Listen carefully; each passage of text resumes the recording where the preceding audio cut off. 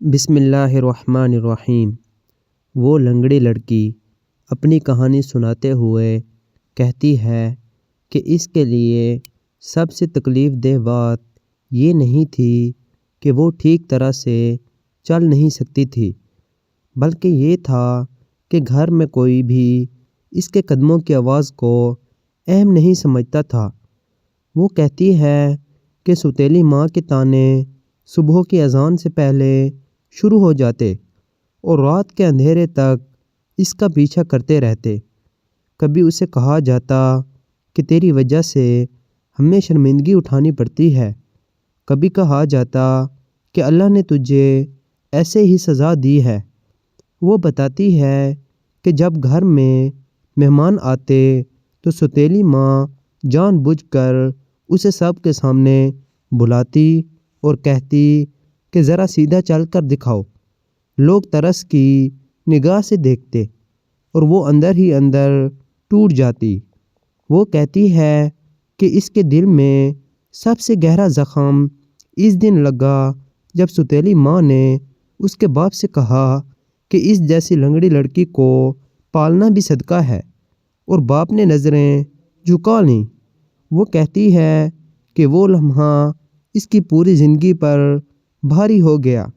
وہ بتاتی ہے کہ اسکول میں بھی سکون نہ تھا، کیونکہ وہاں بچے ہنستے اور وہی لفظ دہراتے جو اس نے گھر میں سنے تھے۔ وہ سوچتی کہ شاید دنیا کے سارے لوگ ایک ہی زبان بولتے ہیں۔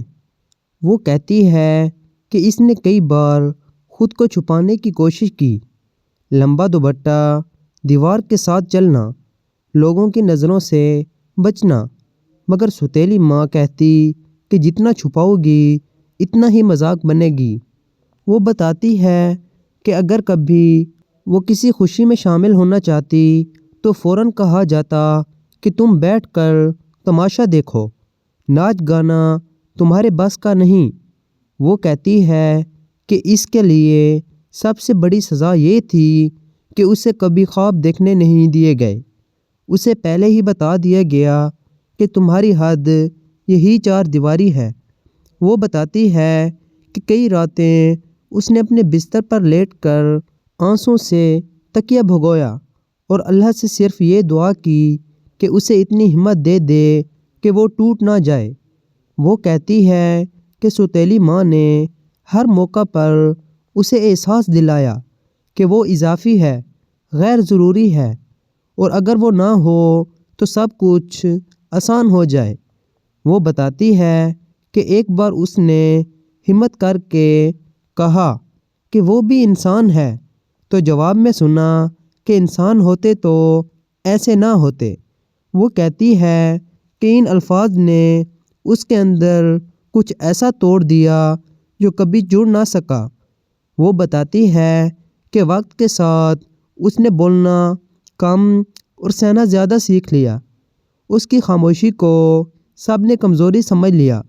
وہ کہتی ہے کہ اس کے لیے سب سے بڑی آزمائش یہ تھی کہ اس کی تکلیف کو مذاق بنا دیا گیا، اور اس سے بھی بڑا دکھ یہ کہ اسے یہ سکھایا گیا کہ شکر کرو کیونکہ تم سے بدتر بھی لوگ ہیں۔